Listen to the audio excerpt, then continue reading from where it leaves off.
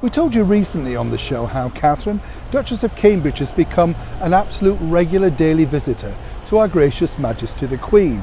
But it seems that she does far more than just visiting. As ever, we tell you first and exclusive here on the show. Hi, good morning, Neil Sean here in the very heart of London. Nice to have your company today. And as ever, welcome one and all brand new subscribers. It is nice to have your company too. Do make yourselves welcome, get involved, say things, make comments. Keep them nice and clean and positive. We're a family friendly channel on this show, as we all know. We don't see class, we don't see people in lower rungs, anything like that. We're all the same. We're out here basically to bring you the news that matters to you. And of course, more importantly, create a family friendly group. Meeting new friends, keeping connected, that sort of stuff. Back as ever to your Breaking Royal story of the day. Story is definitely heartwarming. Let me explain the reasons why.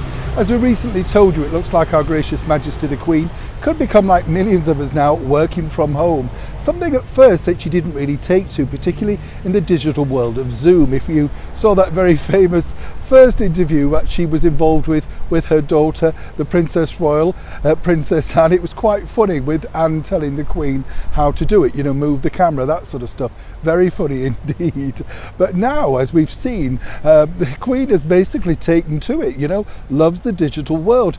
I think a lot of people in that particular era actually do enjoy the digital world, and let me explain the reasons why. They don't feel as cut off, but of course there's a bit of a dauntingness, isn't there, about it? YouTube, Snapchat, Instagram, Twitter, all of those things, WhatsApp. There's something new every day, I'm sure you all agree. But I do also think that Her Gracious Majesty the Queen has really got to grips with it. Looks as brilliant as ever. I'm not sure what's the top light that she's using, but nonetheless looks great too.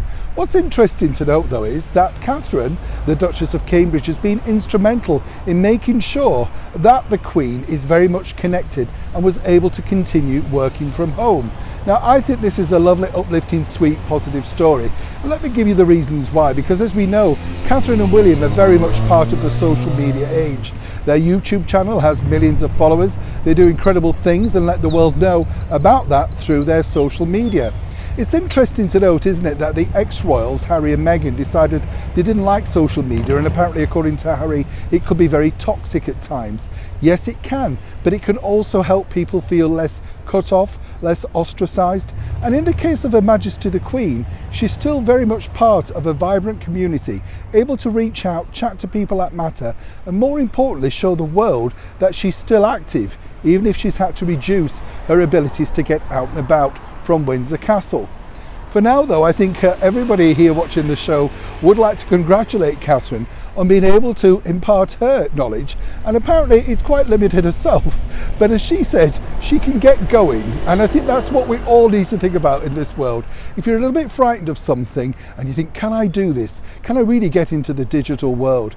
Well, look at the 96-year-old monarch at 70 years on the throne, and boy has she taken to it. And more importantly, since she started to do sort of social media posts and Zooms and stuff like that, it actually has made the monarchy more relatable and more popular than ever. And I think one of the reasons why is we finally get to see these little offbeat moments from Our Gracious Majesty the Queen, more of a personality, less formal, and in fact that makes her more welcoming and more inclusive to everybody who is a true royalist. If you enjoy the Queen's Zoom chats and stuff, don't forget to be supportive of them, and more importantly, let me know what you think to this story in the comments below. Neil Sean in the very heart of London.